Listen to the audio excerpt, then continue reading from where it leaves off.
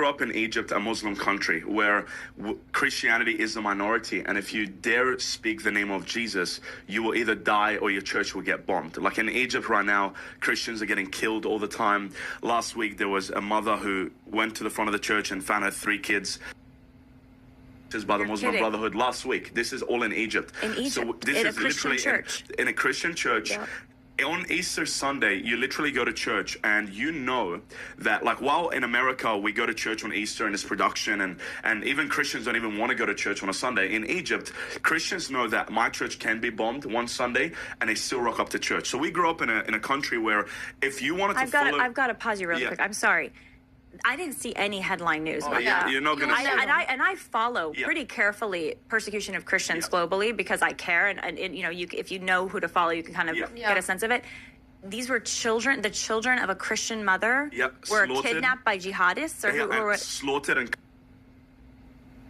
Were they kidnapped? How did they were just chilling in front of the church, and the mother came out, and the Muslim Brotherhood was just there and killed them. And this is normal, by the way. And how old were these kids? Probably 15, teenagers. They all were teenagers. Devastating. And by the way, you'll never hear about it because was there any reporting at all on that? There was no reporting. There's no reporting. But you know about it because of friends. I know about it because I'm following so many Arabic and Christian churches in Egypt. Wow. And we have family there. We have friends that are there. But you will never hear about that on the news. You will never hear about that in Nigeria on Palm Sunday, that there was a church that was slaughtered. You will never hear that in Syria Christians are getting slaughtered. You will never hear that there are so many people and Christians dying for their faith. But you're going to hear about George Floyd. You're going to hear about, this happened to that guy, Palestine kids. You're never going to hear about the Christians that are getting persecuted all around the world. And we are the most persecuted people around the world. Christians are the most hated. We are the most persecuted. And it is mainly by Muslims. It is mainly by Muslims. And the reason, by the way, you don't get on the news is because Islamophobia. They're going to say, oh, you guys hate the Muslims.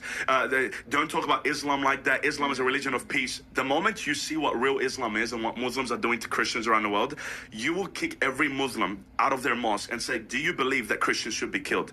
The reason they don't want to put it on the news, if they put it on the news, America will wake up and be like, we don't want Islam anymore. And that's why Islam now is coming in America saying we're a religion of peace. I'm like, brother, you are not a religion of peace. I know who you are.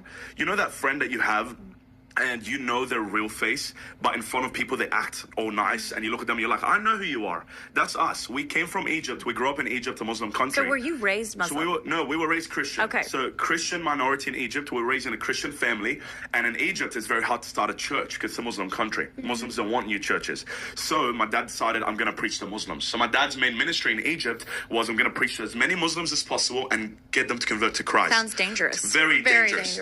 Under Sharia law. Isn't that illegal? Yeah,